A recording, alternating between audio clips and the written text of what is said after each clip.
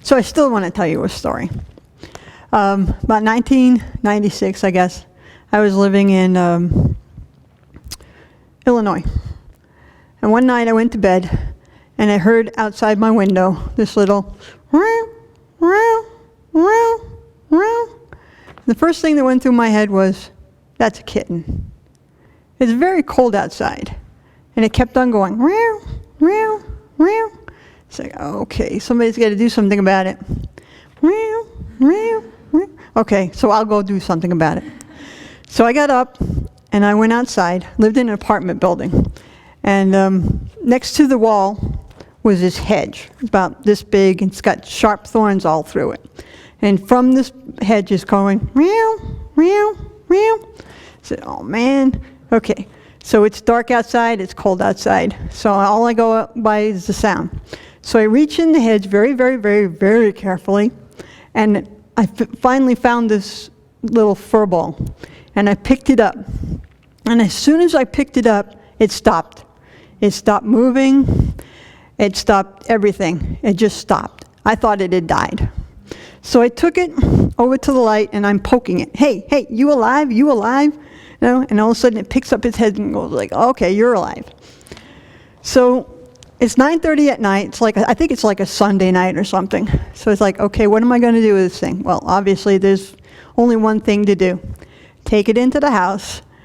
Okay, I put a towel on the bed with me, and I put it on the bed, and I put my hand over it, just like this, and we went to sleep. It was a kitten, yes, it was a little black kitten. It was less than 2 weeks old. His eyes weren't even opened. So the next morning, I got up, and I fortunately happened to live across from a 24-hour grocery store. I went over, I bought a little eye dropper, bought some baby formula, and I fed it and everything. And so I kept it with me, you know. It was so small, it barely move around the room. I had to do something with it. When I took it to work, I put it in my pocket, and I take it to work. It was small enough to put it in my pocket. While I was at work, there was enough people there, they'd take it and put it in a corner, and everybody would keep an eye on it. So this story has a happy ending. One of the people that I worked with had moved his wife down to another state, and she was all alone, so he gave her the kitten because I couldn't keep it. I had to go someplace else for a month. So this one has a happy ending. Now, that's a happy story. There are estimated to be about 50 million feral cats in the United States alone. So we have the opportunity to work with this person, really nice lady. Her name is Cindy. She works with what's called positive outreach. And she takes feral cats, and she has them fixed, and then I'm not sure what she does with them, but the feral cat we gave to her, she returned to us so that we could put it into our little community here. And it lives out in the barn. His name is Sonam. Her name is Sonam. Her name is Sonam. Okay. But most of the rest of the feral cats in the United States, they don't have that opportunity. They don't have that luxury. They live about 2 years. That's their expected lifespan. They are constantly trying to find food, and they just don't have a good life. But there is an organization, everybody knows the Humane Society. There's a program that the Humane Society has. It's called Trap, Neuter, and Return. They trap feral cats, they neuter them for either free or very, very low amount of money, and then they return them to where they were. These cats build colonies. If you do this to an animal, what it does is it stabilizes that colony.